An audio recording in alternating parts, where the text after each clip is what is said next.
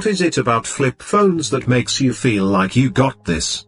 Personally, I think flipping a phone shut is mood equivalent to slamming a door at the end of a fight.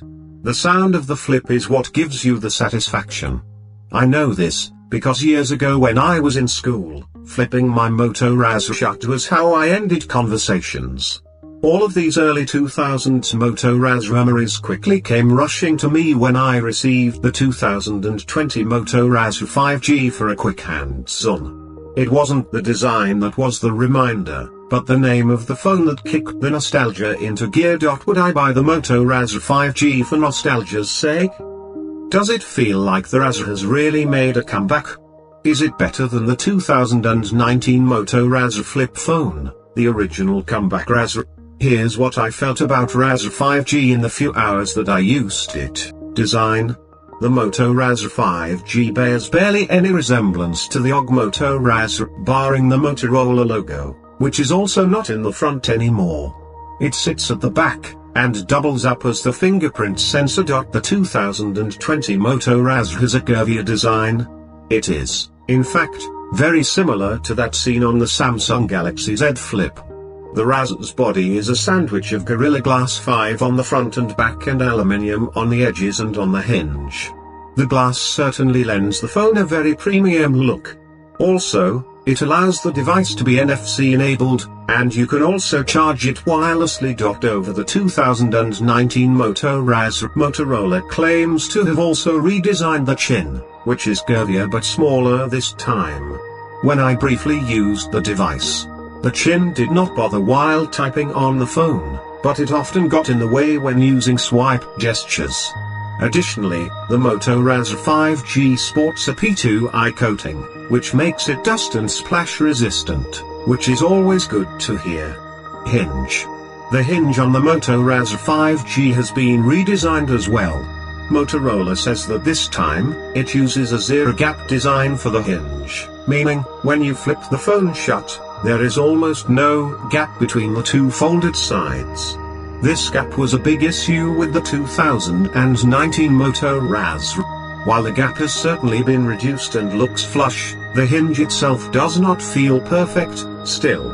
I used the Moto Razr 5G for just a few hours and I am sure that the device that was sent to me hadn't been used too many times, but every time I flipped the phone open, the hinge made a very unpleasant creaky sound, like an old door. Also, the hinge hasn't been well concealed considering the design of the phone. When you unflip the device, it's almost as if there are two gears on either side of the phone.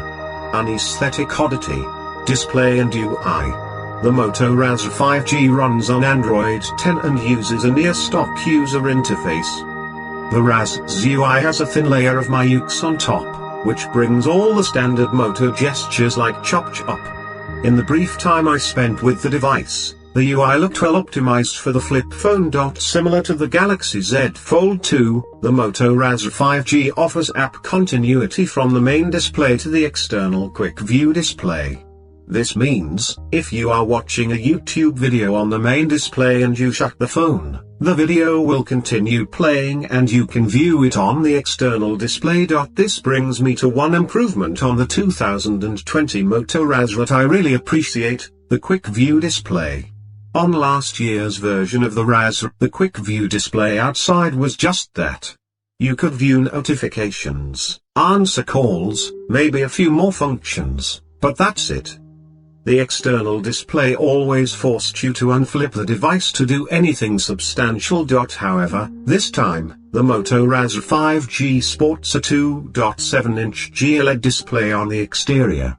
The tiny display can be customized with your most viewed, used apps. You can swipe right on the display to use the camera. You can swipe down for the control panel, and swipe up for shortcuts.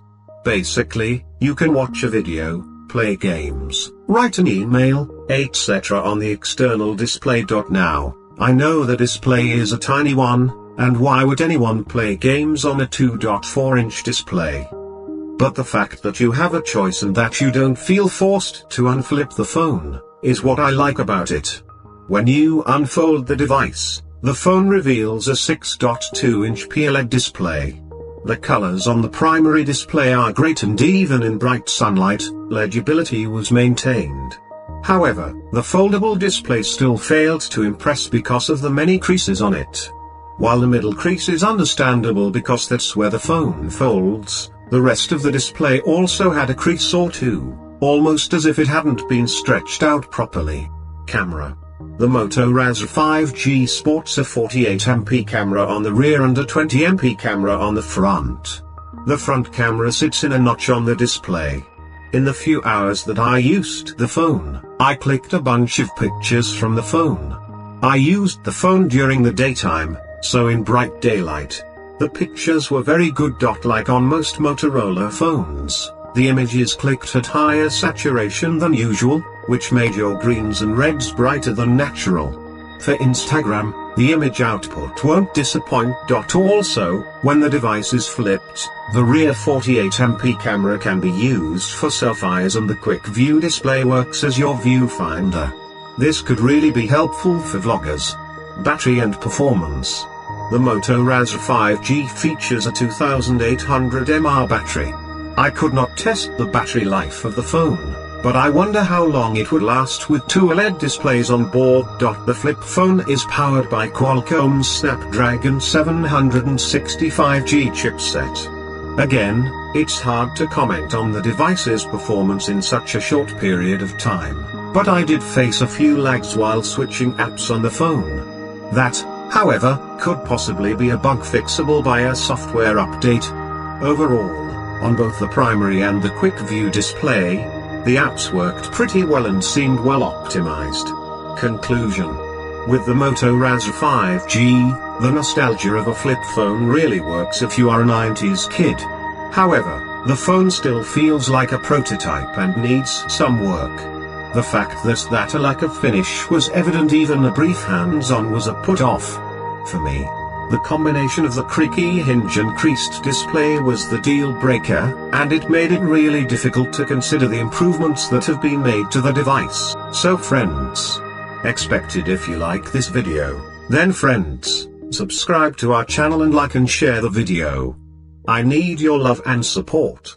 I will continue to bring you such exciting technology videos every day. Thank you.